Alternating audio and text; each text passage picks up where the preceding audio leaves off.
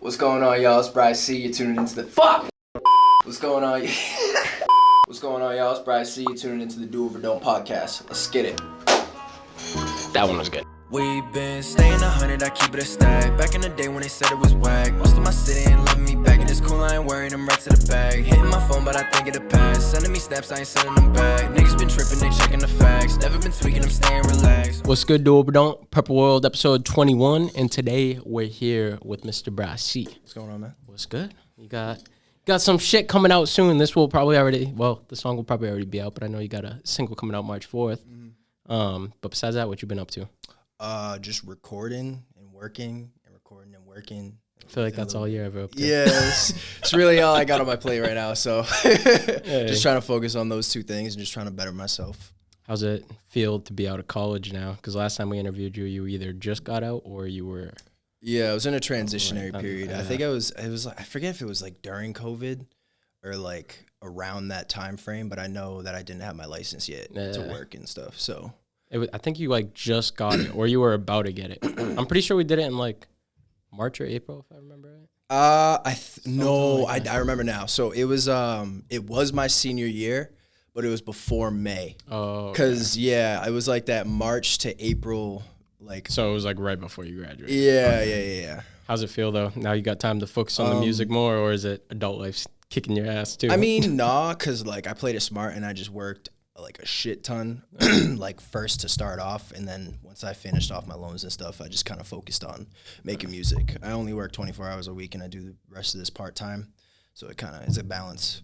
You're a nurse, which is crazy. For those who don't know. Cat's out of the bag. Bro, but how can he be thugging? Bro, I find that shit crazy still, because it's like, obviously that's a job that just requires so much of you, and the fact that you're able to make as much music as you do, I find that shit crazy. It's mentally and emotionally taxing for sure. I can imagine. The way that nursing is, it's great that I can only work like 2 or 3 days a week if I want to, because it's 12-hour shifts. Yeah. And then I have those 4 days to just do whatever I want. You want. And like if you think about that in a 2-week span, that's like 4 days in 14 days. It evens out. That's a lot of time to just work on music. Yeah. So I've been lucky enough to work with that, and it pays well. So like I can take some of that and feed it into this and marketing and stuff. So you only record at home, right? Mm-hmm. You don't go to studios. Mm-mm. What's that like? What's your recording process like? Well, how I do it, like how I make a song, or like the whole setup stuff. Just how do you go about like getting motivation? Like what makes you go, oh, I want to go write a song right now? I'll listen to music and I'll be like, damn, I want to be like this guy. Not like I want to be like this guy, but like, damn, I want to be up like this. Or like I'll see video, like for example, Russ. Like there's an old ass like video on Russ's Instagram of when he was performing on stage, just like in front of maybe like 5 or 6 people, and then it's switching, it pans to like, I don't know if it was Red Rocks out in Arizona, and it's just like tens of thousands of people. Damn. I'm like, yo, this is what makes me want to record. That, and then I'll go home and be like, damn, I need to find a beat, and then I'll just go through my email or something and then hit up the people, or like I'll make it custom with somebody I know or them I work closely with, and then we get it moving from there. I was gonna say, do you normally use YouTube beats or producers that you know? So I used to use YouTube beats, and then it's like, it's not like I couldn't care less if other people use the beat, but it's more for me now, it's become less about making the music and more about building the connection to make something that's bigger than the music, to connect with more people. Because if you have a better relationship with the person that you're working with, they're gonna know and what the music's you like. Gonna come out better. Yeah, it's gonna come out so much better. So that's kind of what I care about the most now, is the relationships. The funny thing about that, have you ever seen the Bri-C type beat on YouTube? There's many now. Yeah, I was gonna say I've seen now, 2. Yeah. I know I've seen 2, but I didn't know there was more than 2. Yeah, I've used a couple. That's funny as shit. Yeah, like though. I'll have them vaulted, but like I'll still use them. When was the first time that somebody uploaded a Bri-C type beat? Like, did you see it right away too? The first time I saw one was probably like, not when I first started getting uploaded to Promoting Sounds, but like when I started to get like traction on that platform and was getting dropped on there consistently for like 6 to 8 months. I was like, I wonder if there's any of these out. And I would look up Bri-C type beat like relentlessly every day. nothing. Then one day I was like, yo. Somebody made a Bri-C. Yeah, no, it was what's up. Did you reach out to the producer? I actually didn't. I forget his name. I think it was like it's like WOODOXHA. I don't know how you pronounce that, but I was like, oh, that's dope. That's what's up. That's the first one I saw. That's crazy. So. That's crazy. How'd you build your relationship with Promoting Sounds? Because I feel like I'm seeing you on there all the fucking time. So, like, this is actually a really common question. When I first ever got into contact with them was maybe like 2019 or 2020, one or the other. Probably 2020 if my memory serves me correct. They had this thing where they posted on their account. They don't do it as much anymore, but it was like a contest type thing. So the more comments that you get on their page, the more likely they are to reach out for you. That was kind of what the contest was, and it was for you to get added to like a Sat-Rap playlist. So I was like, yo, this is a huge opportunity. This was when I was like more locally like focused on the local stuff. So I was like, yo, everybody around here, please help me. I would post it every single day. And I was like, in my head, I was like, hey man, if it happens, it happens. Like, I'm not really expecting to get a spot on this playlist. And then I remember I was at track practice one day and I got like a notification. And I don't have my IG notifications on just because I try to block out the noise. And I looked on the app and I was like, Promoting Sounds tagged you in a post. I was like, yo, it worked. I was gassed. And then from there on, I think maybe 6 months later, they dropped one of my songs on their channel unannounced. That's crazy. They just do that. So that's crazy. Yeah. What the hell? And then they just dropped everything that I made. Bro. Yeah. Was that one of the first times you had to like use your fan base to be like, I need this. I need you guys all to help me. That was like the only time I ever did. Like, I don't really ever have to do anything like that. Not yet. Not like have to, but it's just like I don't want to. Yeah. It's like I'm not the type. I mean, I'm kind of trying to become that because it's how you interact with your fans and supporters more. I don't even call them fans. I call them supporters. But like my support system is like, if I want to drop a song, I'm not gonna be like 250 comments and I'll drop. Yeah. I've done that like 2 or 3 times, but I'm just like rather just drop it. And let them give the feedback. I like the which one do you want me to drop? Pick. Yeah, I like that more. Rather than that, yeah. Whenever I did the comment, there's nothing wrong with that though. Like I know a lot of people that do that. You have a really good connection with your support system. Like that's what's up. It's just like not for me. It's different personalities. That's fine. You got your brand down pat. I'm gonna get to that later. You got your branding down pat. You definitely do. That's a different conversation. But before that, how'd you get into music in the first place? So it's my favorite story. I think I talked to PJ about this on the last interview. Yeah, it was I think it was 2016, whatever year it was for my senior year in high school, and I was like at my anatomy lab table. Shout out Miss Shaw. I don't know if she'll see this, but shout out Miss Shaw, Taunton High. She straight up, not her, but the lab group I was with, we were just kind of chilling, and I was like, you know what, guys, I'm gonna drop a song one day. And they were just like, I was like, y'all a little bit too comfortable with that. I was a little too comfortable with that. And like, I was saying completely on a one-off joke, because the night before I was on like YouTube and I saw this ridiculous artist name. It was this dude, his name is 7'4", and he's 7 feet 4 inches tall. So I was like, if there's a dude out here named 7'4" making music, no problem with him. He's probably dope. I don't remember what his stuff sounds like, but I was like, that is a crazy name for an artist. So I was like, yo, guys, I'm going to start making music. Anybody can do this. Nobody took you serious. Yeah, nobody took me serious. And I was like, damn, y'all a little too comfortable. So I took it as a challenge. So how long after that?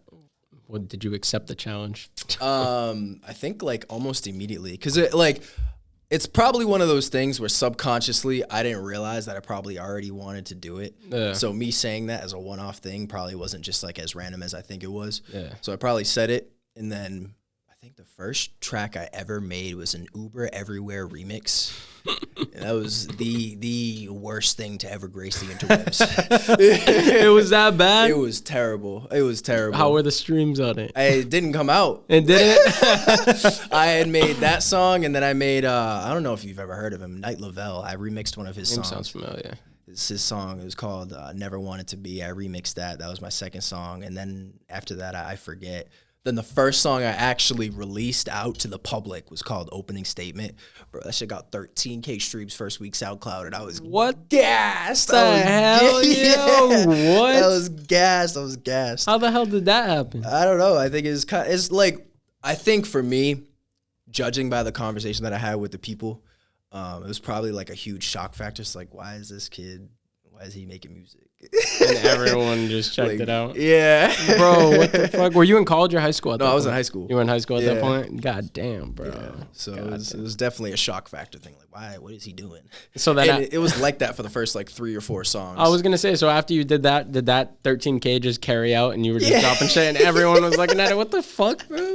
Before I deleted, I think Open a Statement off SoundCloud, it was probably like at 20K or 30K. Bruh. Just off of organic. Why'd you delete it then? Because it's like, track number 1, this is my opening statement. Like that was my cadence and tone the whole song. And motherfuckers had the audacity to tell me, yo, this shit's fire. And I'm like, what? It was that bad? I'm going to have to hear this after if you have it on your phone. I'll show y'all, but ain't nobody else going to hear this. Watch some like super crazy supporter like post this on some YouTube. Of my friends still day. Have it. It's on like a private, mega private SoundCloud somewhere. God damn. Yeah. Is there like a bunch of songs that were deleted off your SoundCloud or just like that one and a couple other ones? I think a lot of the songs, because I was talking to Nix before he left about like the microphones I used to have. I used to have like a blue snowball. I know exactly what so that is. Jesus Christ. I started with the snowball. I went up to the Blue Yeti, and then I graduated from both of those and got the Rode NT1A. Okay. Because when I decided I was going to take it serious. So all the microphones from the Blue Snowball era are gone. The only song, I mean, it's not a microphone song. The only song I think left from the Blue Yeti era is like maybe I Live in LA, and there's another song on my page. It's called Time. Yeah, because those are just like, to me. Yeah. How important do you think it is, like upgrading equipment? It depends how serious you take it. That's the biggest thing I say to people. You know, when they ask me, they're like, "Oh, well, what do you record with?" I'm like, "Well, it's a little different. I could tell you, like, how serious you take it. Like, if you take it really serious, then I think." Getting top-notch equipment is important. And it also depends on if you mix yourself and if you record yourself at home. Like if you go to a studio and you just want to record like stems and stuff at home to see how demos sound, you don't need anything crazy. You get like a $150 mic or like a $100 mic so you can get an accurate sound. Literally. It's a big difference between getting a USB mic though and like an actual condenser microphone because you're not going to get an accurate sound. So... Damn, it's crazy you were dropping songs on a USB mic. Yeah, man. You got to start somewhere. I was going to say, I feel like a lot of people start off there. They just normally keep their songs up, and you go back and you get to hear the progression. The trashness at the beginning, and then the progression with all the dope-ass songs that come out afterwards. I used to have the same thing. I used to listen through with Apple headphones, all that, so... God damn. Yeah, you come a long way. Did you ever record off earbuds? No. Okay, God, so no. you weren't... I know the struggle, though. You weren't that SoundCloud rapper. Yeah, I respect the hustle, but I was like, if there's one thing I'm not going to do is record off Apple headphones. I forget. It was the girls, actually, on Pink World, bro. I think it was Tier. Tier was making fun of people. She's like, people show me their music and they're like, I'm a SoundCloud rapper. Or they were like, I'm a rapper, and then show her their music. And she's like, so you're a SoundCloud rapper that makes music on your Apple earbuds and uses it as a microphone. Yeah. Damn, yo. It was the same thing. My one of my friends or acquaintances, either whatever, Soul J, he's dope. He's an online artist. He's fire. He lives out in Utah, whatever. Goddamn. Mad long ago, like 2018, 2019, I saw a tweet he posted. It was mad funny. He's like, it's you motherfuckers with the Apple headphones with mad reverb that be fucking up the game for the SoundCloud rappers. And I was like, yeah, it's facts. Just spit that. Oh, God, dude. He's dope as hell. Hey. 2022, people stop recording on Apple headphones, please. Hey, if you gotta, by any means. If you gotta do it, by any means. But I feel like the voice memo would just be better than that, bro. That's the thing. I never had to do it, so. I never did either, but shit. What made you take music more serious? Like, what point was it like, damn, this could actually be something good? I don't know. That's a good question because I myself don't know when that switch kind of like hit me. You have no idea, it just happened. Like it was because you know how when you do something every day, like it's like when you go to the gym, right? Yeah. You go to the gym, you bench, right? You start with no plates, and then you're like, okay, I'm lifting the bar. Well, you don't want to lift the bar the next time you go. You want to lift like 10s, okay? Yeah. You do 10s, you're like, okay, I'm sick of this, 25s. And I was like, well, I don't want 10 streams, I want 50. I don't want 50 streams, I want 500. I don't want my city to know me, I want the world to know me. It's like little things that culminate into something big, and I'm like, you know what? I want to touch more people like with my sound, lyrically. So it's like, who can I help? Who can I reach? And what can I do for my family? And what can I provide with this gift that I didn't know I had? you know. I feel like you're definitely doing that, Mr. 7.2 million streams in a year. Quit playing on that. I feel like you're definitely doing a good job with that. It's funny too, because am I bugging? Was it this year you posted all 3 of the recaps of everything going up? Yeah, because I remember looking at that and I was like, yo, I lost the one before that. I was pissed. It was like 10K, not even 10K. It was like 5K. That's crazy. And then what was the one right after that? It was 10K or 15K, whatever, to 179 or 173K, then to 1.2 mil. That's crazy. To 7.2. That's crazy. So we're trying to double. Bro, I be telling people all the time, like using an example of people that just are able to put up numbers. People always like, oh, like these people are putting up so much numbers and I'm not doing it. I'm like, bro, there's people that are putting up way more numbers that you have no idea. And I literally just show them your thing and I show that picture of the 7.2 million. I'm like, this kid's from here. He's from fucking Taunton, putting up more streams than all these people you guys are fucking talking about. It's like relative, bro. It's relative. And that's what I try to tell people though, is like, I made like a whole project on this shit because like recently I've just been going through it mentally with the whole numbers game. Cause it's like, it can be good, and then it can be your worst enemy. Yeah. So like at the same time, it's like, yeah, I want my streams to be bigger. I want my streams to be better. But I only use that in so many like mental equations, you know, like you can't compare yourself to like a Drake. Yeah. You know, you shouldn't be comparing yourself to anybody because like 10 streams is 10 streams. You should own that shit. That's what's up. That's like what, at least 2 or 3 people listening to your stuff. Literally. You know? Literally. So I take it all in stride. I think it's dope. That's still crazy though. Like, what was it like seeing the first time you got like 100K on a song? I wish I remembered what it was. Damn. God damn. This is a problem, bro. It seems like honestly, bro, you just like started making music and you just took it way more serious than you think right off rip. Because from the sound of it, no, like dead ass, it sounds like you were just on autopilot. Like you started making music, you got blessed with that SoundCloud thing, which by the way, I have a feeling that you like, I forget, the TikTok, there was a TikToker they interviewed in here yesterday. Just talking maybe about how the TikTok algorithm, if your first 5 videos blow up or whatever, it will just make your account engagements good. I wonder if it's something to do with that with SoundCloud, if your first song got like 13K. Maybe, because I was getting blessed at one point when I was dropping bigger songs and doing certain type of promos. Like the first time I ever understood like what algorithmic like based plays was when I started looking at SoundCloud and looking at the plays, and it was like related and listened to. I'm like, what's this? And that's where all my streams were coming from. Because it would be like songs that played right at like say you listen to like a bootleg Juice WRLD like your Leak. Song would play my right song out. Would come on after, and it's That's like crazy. Shout out SoundCloud. But working closely with them too is what's up. I was gonna say, I feel like a lot of people are straying away from SoundCloud right now, but I feel like you're a person that's always like dropping shit on SoundCloud. You always have a heavy SoundCloud presence. You even be throwing throwaways on there, right? I have even like a backup account. Yeah, that's what I'm thinking about. Yeah, so I don't know. I just like SoundCloud, man. Like I work with this distribution team because I work with a couple distributors, and shout out my account manager, Ellen Blumen. She's great.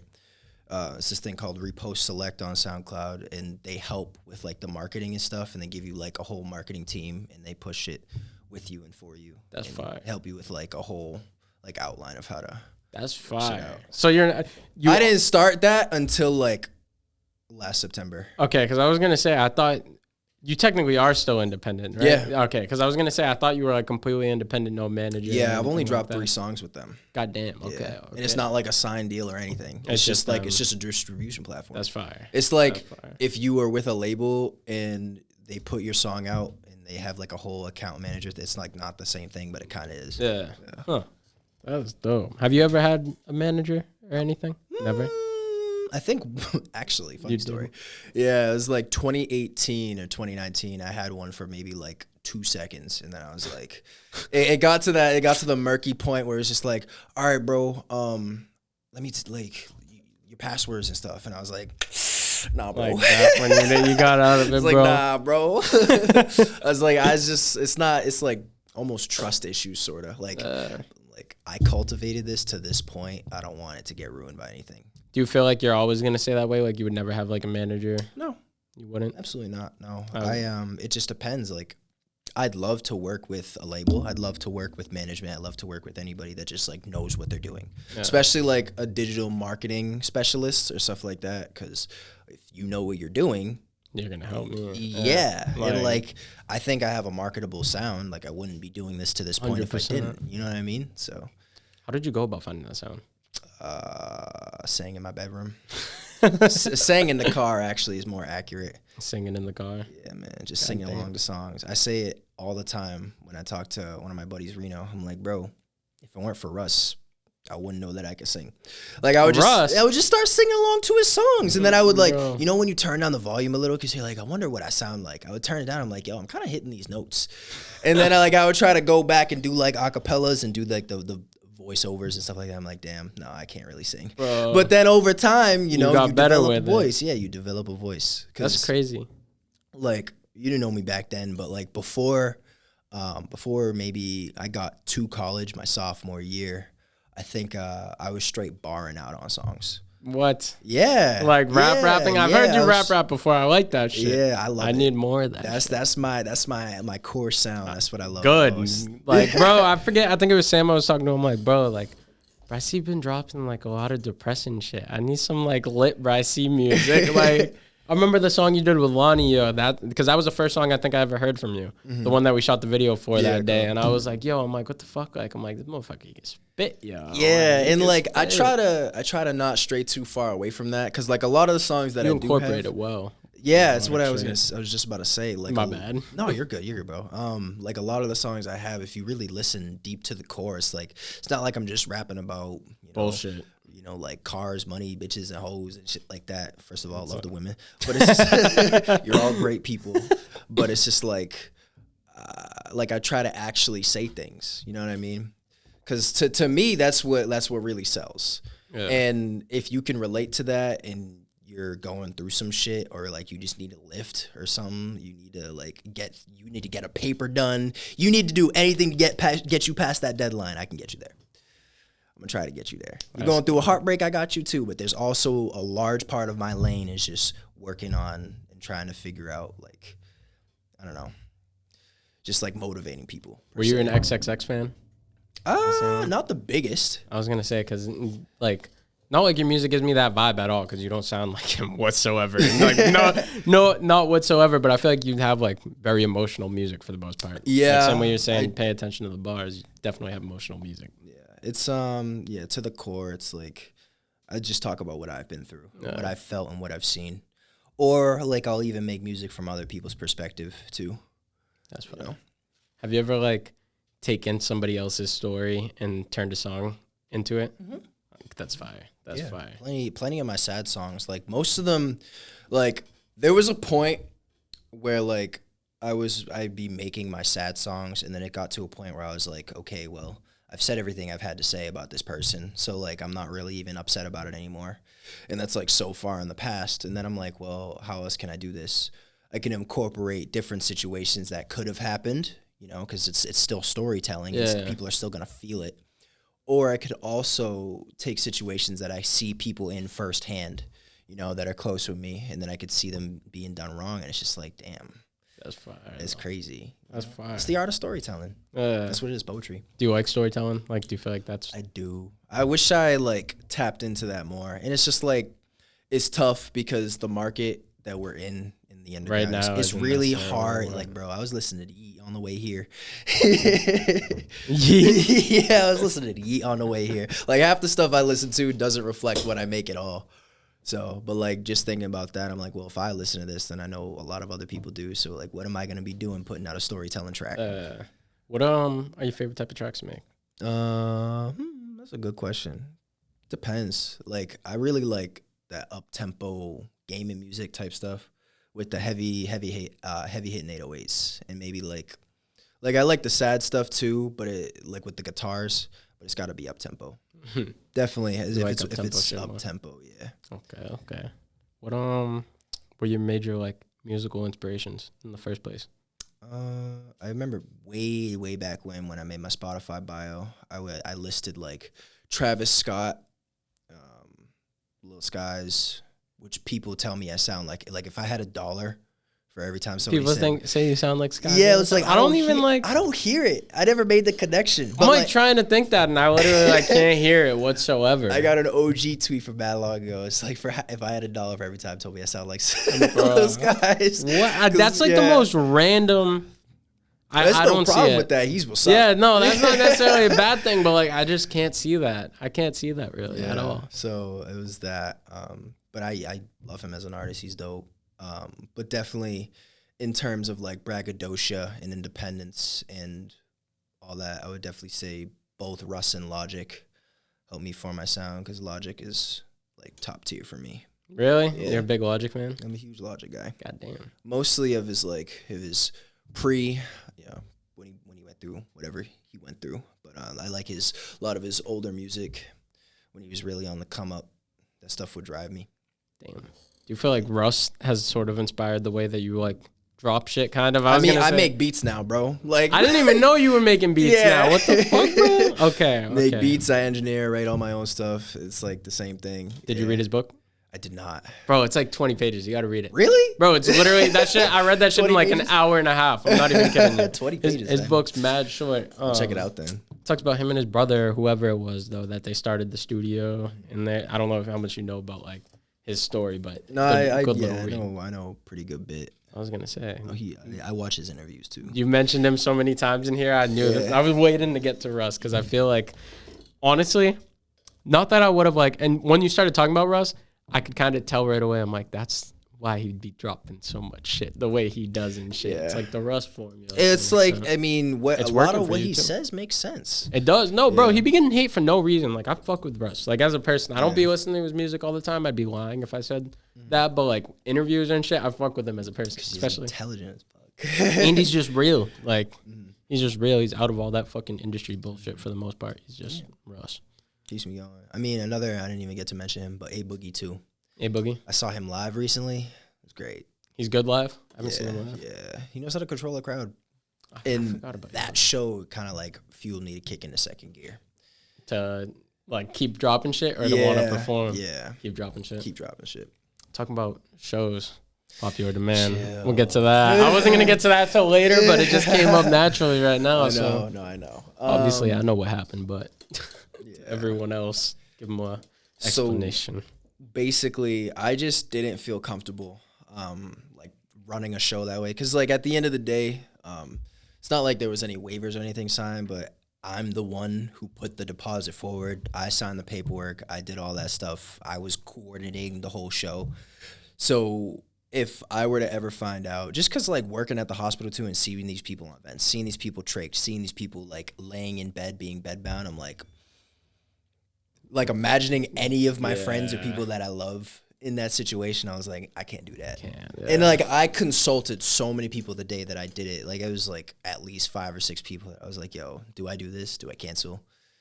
And everyone said yeah. They were like, I don't know. Like most of like, because I did like a majority rule because I asked like 5 or 7 people, one or the other, and I was like, okay. Like most of you guys said yeah. And then I asked all the artists on the lineup what they thought. And they all agreed too, for the most part. Most of them, yeah. Yeah, definitely wouldn't have been good if you got everybody sick. I'd have been okay with that. That would not have been okay. The song was dope though. By popular demand. The song was dope. And the fucking graphic for it was dope, bro. No bullshit. Shirt. Yeah. Like, yo, Lonnie, if you're watching this interview, take that shit out of your bio. Bro, it's still there. Yo, I swear to God, because when I was writing the questions down last night, I went to go look because I remembered seeing it in his bio a couple weeks ago or some shit, and Lonnie has it in his bio still. I'm like, bro, it's free promo. Good looks, bro. Definitely got to get another show, bro. How do you like performing in general, though? Because your shows be lit. I love the energy, bro. I love the energy. I just, like, because I'll actually go in and make show mixes to lower down the vocals and stuff. You make them yourself? Yeah. Crazy. And, like, the first time I ever made a show mix for the show that I had, like, probably my sophomore year or junior year of college, like, people, like, I have the Snapchat memories and people, like, actually knowing the words to the songs. I'm like, yo, you guys are, like, my colleagues, my classmates. And you guys know every word. I'm like, y'all know the words? This what's up. What was it like seeing people like sing along to your songs for the first time? I feel like that's sing along. I could have been in tears on stage. I was gonna say, probably. I could have been. I'm like, yo, this is worth it. Like, this is worth it. How long were you making music already at that point? Would you say 2 or 3 years? 2 or 3 years, maybe 2. The first time I ever performed was opening for Ugly God. Oh, what the hell! I think you said that actually in your first interview. I feel like you did say that. Yeah. Did you get to meet him? Mm-mm. What? It is what it is. Nebuchadnezzar was there too. Damn. Gassed up, Shorty. Oh, I forgot about that. Yeah, so yeah. Yeah. That song was dope. That shit was dope live too. That show was a dope song. How do you go about picking where you want to perform? Where? How many times have you performed? I've performed 6 times, 5 times. Damn, I don't know why I only thought it was 3 times. Nah, it was because I did a couple showcase things too, and then I performed at the Sonia. I just like performing at the Met because the stage is high off the ground, so it gives you that superstar factor. Yeah. So how many people popped out? I sold personally around each time at least 150 tickets. God damn. And that doesn't count door, and that doesn't count the other artists. That's so crazy. it was actually full. If you look at the pictures, you can see to the back. Yeah, it's just what's up. That's insane. It's a nice venue too. That's insane. Do you feel like besides obviously this show, COVID impacted your workflow in any other ways?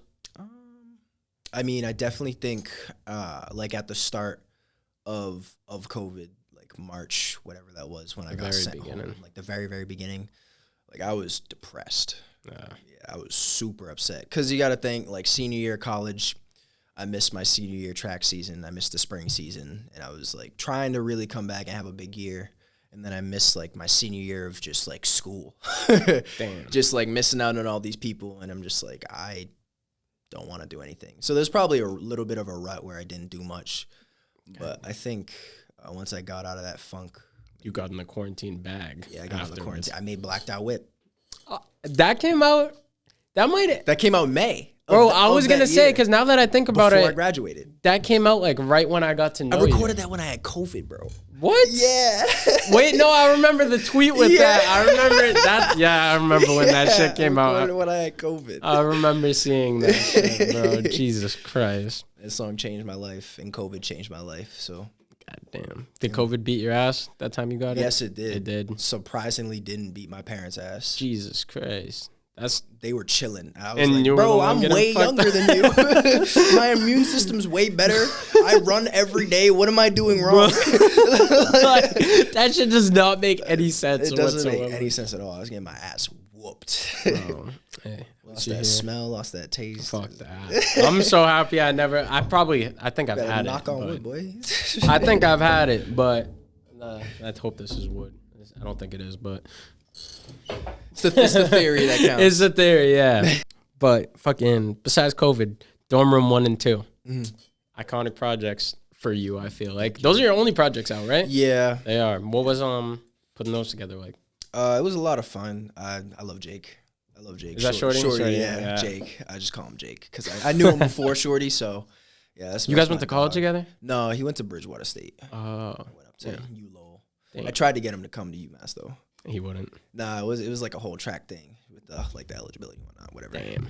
But yeah, I was trying to get him to come. That's crazy. But we still made a lot of stuff either way. We I would come back home and we would just pick out loops or pick out patterns and stuff that I would probably be able to get on, and then I would go back up to Lowell just because that's where I live, and I would record them there.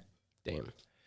So, how did that relationship come about in the first place with Shorty? He is the first person I ever purchased a lease off of. Really? Yeah, because this before I was even on the streaming platforms. He lives down the street from me, and I saw that he was making beats randomly one day, on my Instagram. And this is back when he was on GarageBand. So I slid up to his story one day. I was like, "Yo, you make beats or something like that?" I was like, "Oh, this is what's up." He's like, "Yeah, good looks." And this is he even says it. We joke about it all the time. It's 808s are out of key, the leveling's messed up, the mixing's fucked, and I'm I got the same problems, but we just think each other's shit's fire. so one day I was like, "Bro, I really like this song and I don't have any songs on streaming platforms. What if I buy this beat off you? I'll lease it real quick and I put it on all platforms." He was like, "What's that entail?" We we didn't know anything about it. You didn't even know what a lease was. No, we didn't bro. even know what a lease was. Jesus Christ. We had no idea what leases and stuff were. Jesus. So Christ. then I took it off him, and then in person, face to face, cash purchased For a beat. Yeah, it was the funniest shit ever. In person, I remember I drove to his crib. I was like, "Here you go." And then you guys went from that to making Dorm Room.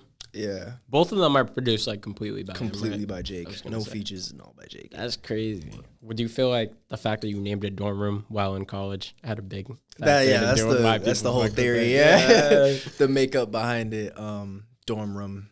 Yeah, I didn't know what to call it, but I was like, oh well, we're both in college making these. Did you make most of it in the dorm room? I'm at my apartment at school, and that is my dorm room. Yeah. I mean, I started. The dorm room 1 is entirely out of my dorm room. That's crazy. Dorm room 2 is out of my apartment. So it's like same idea, still theme. When you guys were in the dorm and even at the apartment, were you guys like, well, obviously you went to different schools, but were you like the music kid on campus? Or did a lot of people not really know what you did? I mean, on my team, it was kind of like, because I ran track. Yeah. It kind of spread through the team. That was kind of my target audience, the team, and then like some classmates here and there. Because I mean, it's hard with nursing. A fuck ton of different things to do. Who am I gonna pitch this hard trap music to? Actually, that's low key a sleeper. Now I think back about it. Now you kind of said like pitch it to everybody. I mean, like a lot of girls do be listening to trap music. That's facts. I forgot. Being a nurse, bro, you probably were in classes with like all girls. I graduated my class one of like 4 dudes. Jesus Christ, bro. Something like that. 4 to 6. Jesus Christ. Yeah. That's lit though. Shit, I wouldn't mind that. It's life. It's life. Forget. I gotta look over. Oh, exposed video. That's your only Jackie. like music video with just you up on there. You got the other one. Is it with Rudy Wave? The other one? Yeah, Day by Day. That is the by other Dream one. District. Which shout out Dream District, bro. I'm sorry if you're watching this video. I saw a DM when I was half asleep that you guys said you fuck with me, and I said I was going to answer it when I wake up, and I'm going to answer that right after this interview because I fuck with what you guys said too. But to continue on, talking about those music videos, what do you like? How did you come up with those ideas, like the whole classroom shit for Exposed? You didn't? No, I like with that, like I'm a creative. We're all creatives, but like that is one like section where I'm like, okay, you know what? I'm gonna just let the director let it come to life. Else. Yeah, and then because I don't know what I'm doing. It's a completely whole different playwright, you know. Like I'll input my ideas maybe, but the entire Exposed video was like Jackie and Liam. I think mostly Jackie putting shit together. Are they from Dream District? No, or is that separate? Okay, yeah, they're both separate. just from Taunton. Okay, graduated a couple classes under me. Damn. So you met them from your town? Yeah, they ran track. Well, no, Liam plays soccer at the school. Jackie, I forget what Jackie did. I don't even know how I knew Jackie. I just know he took dope photos at one of my shows. That's fire. Yeah. That's fire. How important do you think, obviously we talked multiple times about it, but just relationship building in general, because it seems like you have a lot of relationships with people. Are you the type of person that, like, if you're going to work with somebody, you need a relationship with them? It's not no transactional bullshit where it's like work with them once, never work with them again?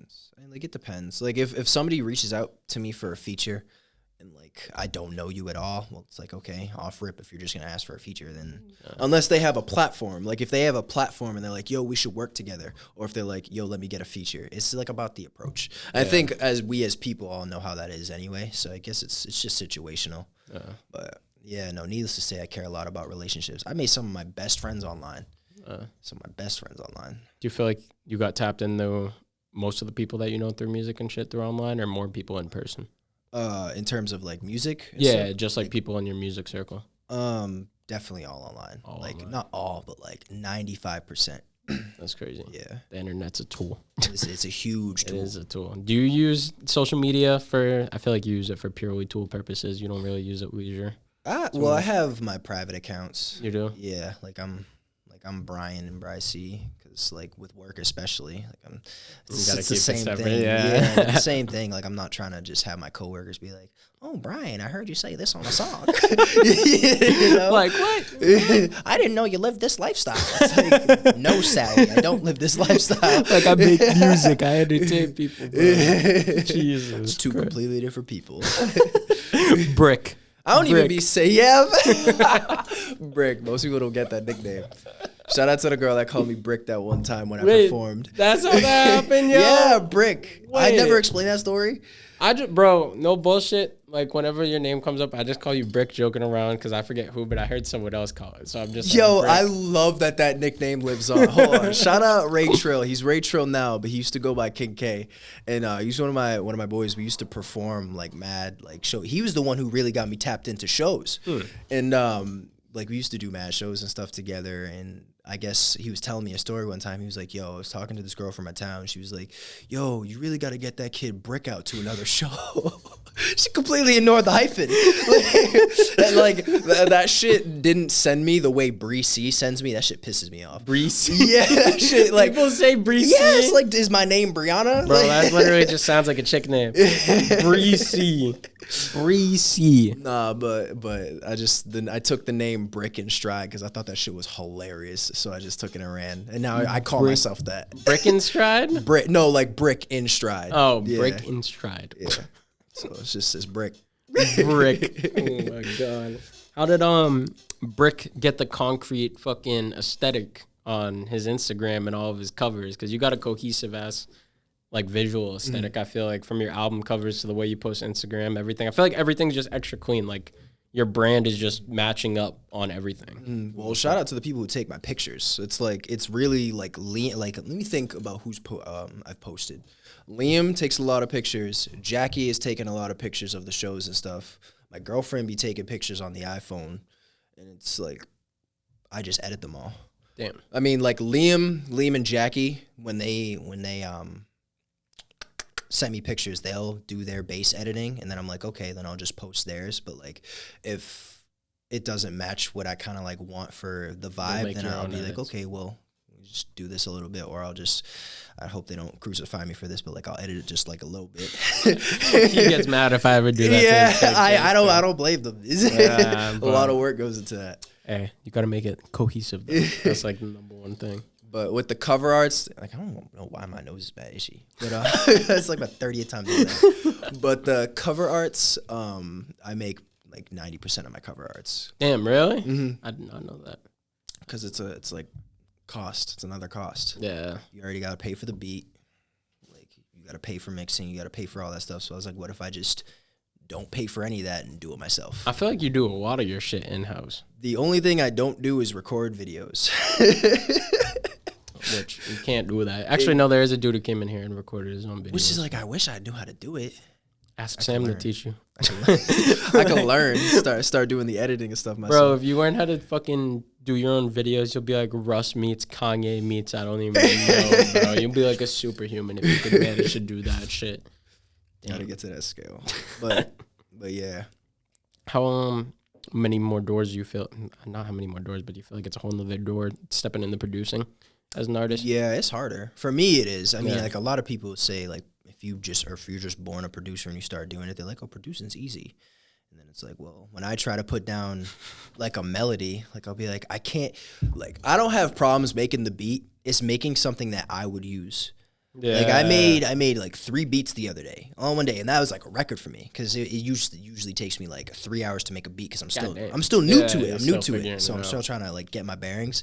But like at the end of the day, I'm like, this sounds like comethazine would use this. This sounds like such and such would do this. This is too aggressive. You need to ask them Bri-C type producers Like how to make a Bri-C yeah, beat. like I don't know how to do it. And that goes back to what I was saying about Yeet. It's like probably based off of what I listen to. That's probably facts. I feel like with music in general, you're always just influenced with whatever you're listening to. Mm-hmm. Like, that's why I get so irritated when people are like, oh, you sound like so-and-so, like, no, when people sound exactly like the person, I get it. But if people are like, oh, you sound like you got inspiration from this and then act like it's a problem, like, motherfucker, what the fuck do you think I was supposed to do? Just want to start making music by myself? Yeah. Like, literally. Nah, I could definitely see where people can draw inspirations from my sound and stuff, but I try to make it like as original as possible, personally. But as we all do. How did you like? What at one point was there any point where you were like, okay, like I got the Bri-C sound down. Like I don't sound like anybody really. I got like my own sound down. Was there a certain song that you made that you were like, okay, this is it?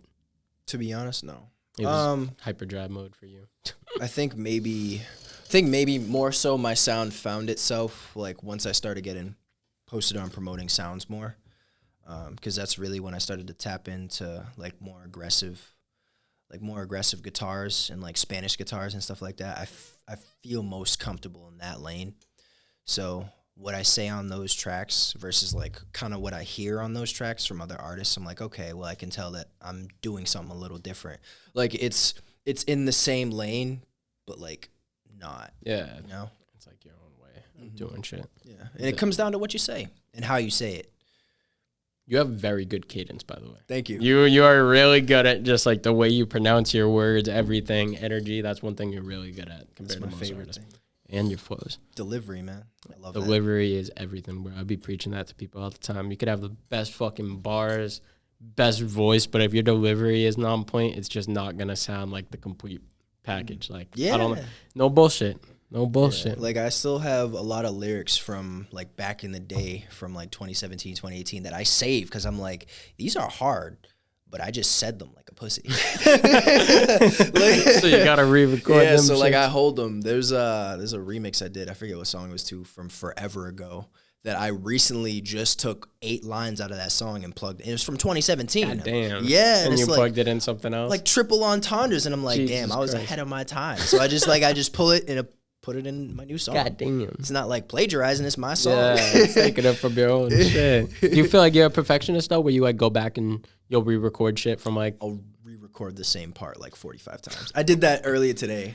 It was like, it was a two-line chorus. A 2-line chorus. And that was the whole song, because I set up, like, a big-ass opener. I was sending to mad people. Bro. So, it was 2 lines, and I was like, well, bro, these are my only 2 lines in the whole song.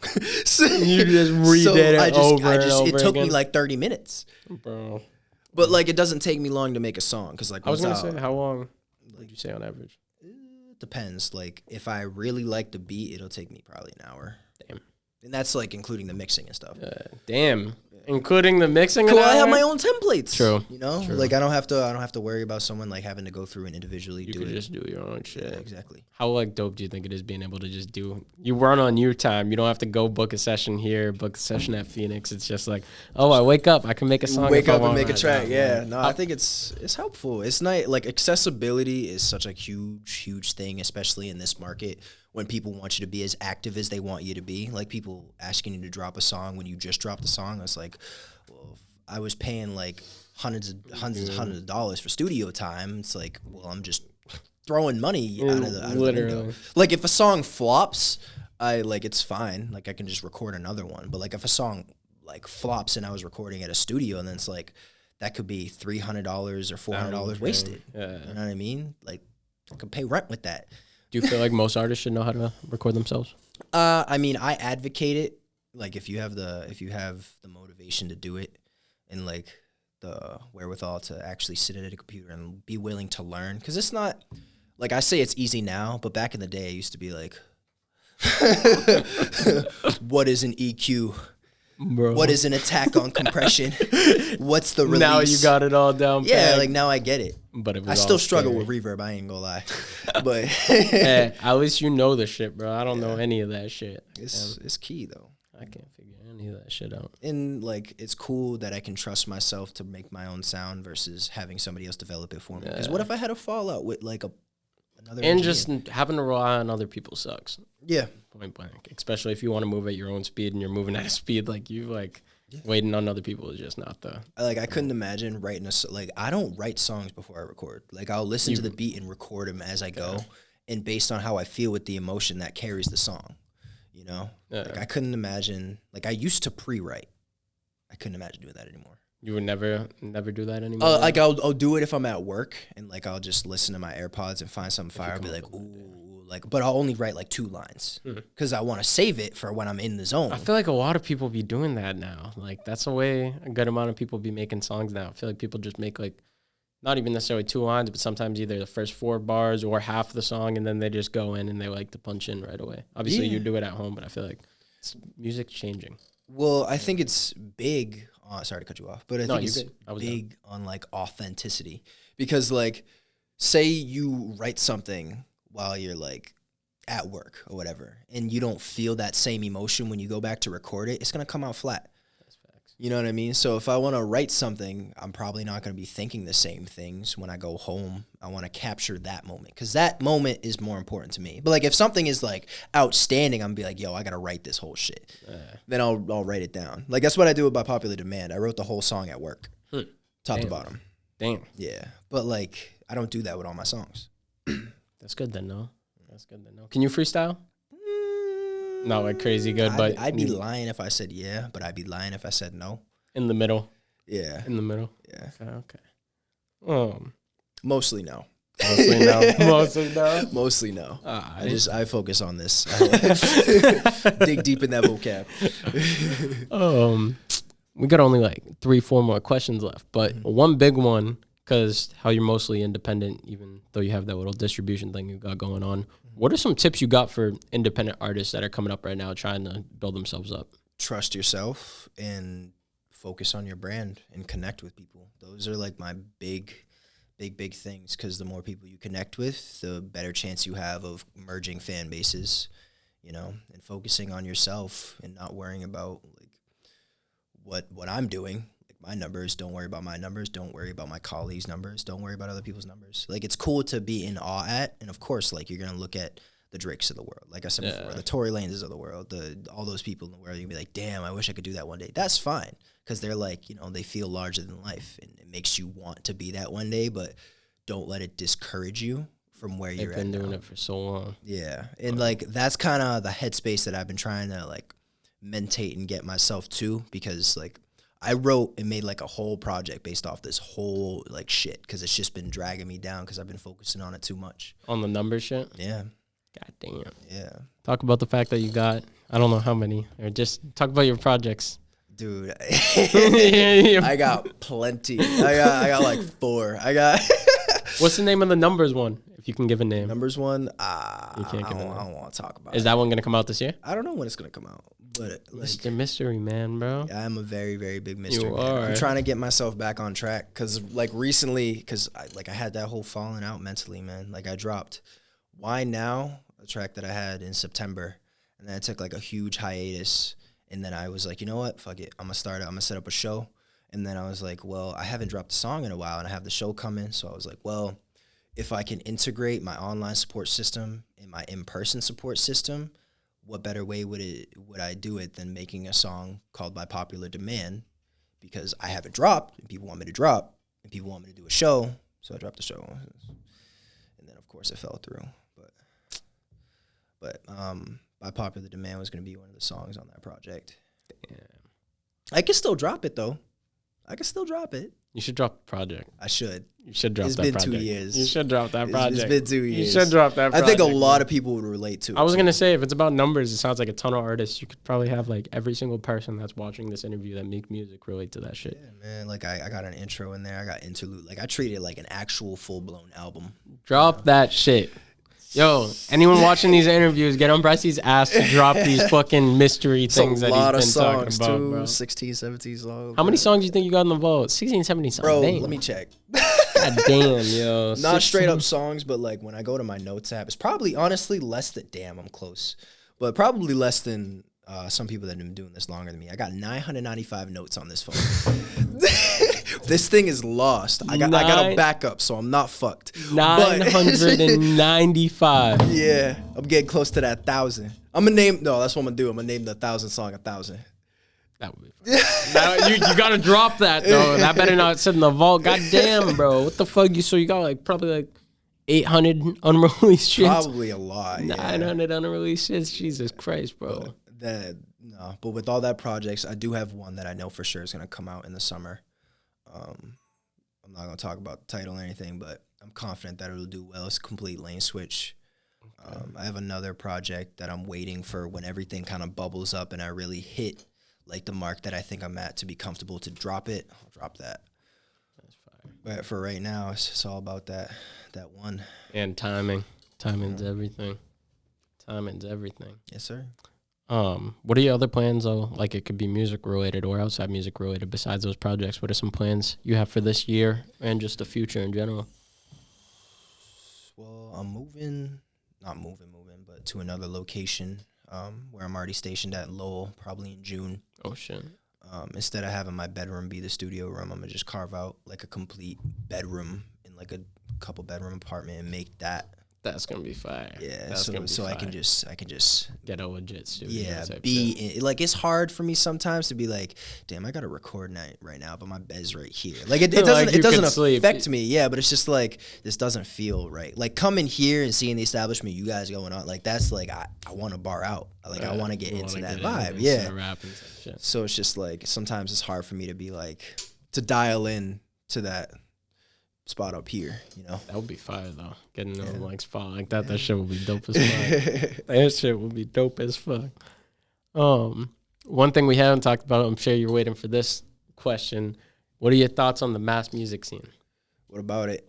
Like just in general, what are your thoughts? Like media platforms like us, artists in the city, producers, other studios, just in general, what you've seen from the mass scene so far. Like what are your opinions on it? Made like I said, 95% of people I met were online, but like the 5% that I do know around here, especially you guys over at this collective, so receptive to me. I think everybody around here is cool. Everybody got a head on their shoulders. I just think it's dependent on where everybody puts their energy, you know. No. And if we could work more cohesively, like I wish I was working with more mass artists. There's only like 2 or 3 that I've ever worked with. I worked with King. That was like probably one of the first ones. And then also King K, who's now Ray Trill. And then Monty's on, Rudy Wade. But like, that's really all I can think of, you know? So are you hip to like a lot of the people in the state, or do you not really pay too much attention? I used to pay a lot of attention to it. But then I kind of phased it out because I was like, well, the city don't love me for whatever reason. I don't know if I just don't have that Boston sound. So I was like, well, let me try to like elevate like beyond this then and try to focus on more global and see what markets cater to me and my sound more. So I don't know. I stopped focusing so much on the local and started moving towards global. And that's no problem with the local scene. Like there's a lot of dope people out here. Like, especially like the names I mentioned, those 4 people that I've worked with. What's up? Do you feel like that helped you out a lot when you were like, I'm going to stop focusing on mass, I'm going to focus on the bigger picture? Do you feel like? Yeah. I mean, like, it's not to say that people around here don't focus on the bigger picture, but it's like, I don't know. I just think it's cool to broaden my spectrum, and it's healthy for me to think about like the different races and different people and the different genders and all this stuff, like listen to my music rather than just like focusing and honing in on one, like, because at the end of the day, like you can blow out of Boston, you can blow out of New York, you can blow out of Florida, but like if you're only focusing on that like pigeonhole of a spot, you're gonna cement yourself in the scene. If you don't go past that, yeah, you don't meet the right people, you're gonna be stuck here forever. It's like then you become like a hometown legend. Then what? Damn. You know? Then what? Man just broke the whole thing down real quick. But like it's true. It is. No, it is. You know what I mean? And like is. I'm not talking shit. Like I said, like I love the people around here. But it's facts. You should want to be bigger than just facts. Yeah. The biggest in Boston. You should want to be the biggest in the world. And if you do focus on Boston and you're like, I'm in on Boston, like that's fine. Like the people around here are great. But you have to also know when it's appropriate to take Boston to, like, look at Millie's, bro. You got to take Boston to the next level, and that's exactly what he's been doing. It's exactly what he's been doing. He's been repping Boston for his whole career, and it's like, what, maybe the past, like, 2-3 years is he's really been starting to bubble because he's reaching out. Sure, yeah. He's not working with just Boston people. He's working with, like, most notably, I believe, is Dave East, G Herbo, all, like, people of that nature. It's like, with a lot of people. That's what's up. And that's what's up. I love that. I love that for this city. He's doing a lot of dope shit. And I just like I want to work with these people more. Work with them. Some Bri-C collabs 2022. My line is always open. I will never charge a person from Boston. I will never ever charge a person. Okay. Like that's clowny to me. It's clown to me. God damn. That's smart though. Like and respectable as fuck. That's respectable. It's just my opinion, you know. Yeah. What do you feel like Boston needs to like really pop off? What do you feel like the city's missing right now? Cohesiveness. Comes down to that one thing. You know. That's true. Let the music talk. Infrastructure too, I feel like, but Cohesiveness. Yeah, spots to go. Cohesiveness. Yeah, Not even necessarily spots to go. Actually, yeah, no. Like spots to no, go, in terms like in terms of venues, music, in terms of we music, need like venues and shit like that. Mhm. Definitely need venues, but I don't know. This is the only studio I think I've ever been to. Really? Yes. What? Yeah. I'm surprised. Bro. You never been to like Phoenix or No. anything? I'm surprised. No, what the bro. fuck, bro? No. What the hell? God damn. You make some good ass music for somebody who been making that shit in the bedroom all the time. Good looks. Appreciate that. Last question though. This is the big one. Who is Bri-C, and what do you want everyone watching this interview and people that support you to take away from what you do / your music? I'm an independent. I'm an independent. Like what Logic says, I've always said it. It's like I'm a visionary. I have a vision. I want to stick to it. I want to be who I want to be at the end of the day. Whether that's ever changing, that's fine. But like I'm gonna stay true to myself. I'm not gonna. I can mold to what's around me, but most of the time I try not to because I want to be authentic. And I think that's a big thing that I hope any artists or producers or anybody out there listening, even people, can take away. It's like be true to yourself, focus on yourself, and good things will come after. Because that's what I did. That's a fact. That's a fact. Should work. Hey, that was good. You got anything else you want to say before we end the recording? Bro, Anyone? if you listened all the way through, I love you. I really appreciate you. I love Shout you out too all if of you. you listen to all of this. And this interview will probably already be out, but what's the name of the single that's coming out March 4th? Let's go. Let's go. Let's go. And y'all go stream that because that shit will be out by the time this comes out. So you better stream that song. Yes, sir. Who knows? You drop so much, you might have another fucking song. I'm trying to get back on that, bro. I promise y'all. I promise I'm releasing a lot this year. Hey. I dropped 30 songs last year. It's hard to top The that. demon is about to be unleashed again. That's what I mean, bro. When you said the Russ shit, I was like, bro, I'm like, this dude definitely got like his dropping inspiration from Russ because you be dropping every 2 seconds. It got to the point where people are like, yo, why aren't you dropping this much anymore? I'm like, bro, I'm dropping once a month still. Like, yeah. It's not like I died. Bro, you dropped 30 times last year? Yeah. God damn, I did not even realize. I remember I was seeing your shit. It's not including features.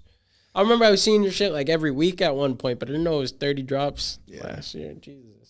Jesus Christ. Oh, Lord. Well, this has been a good one.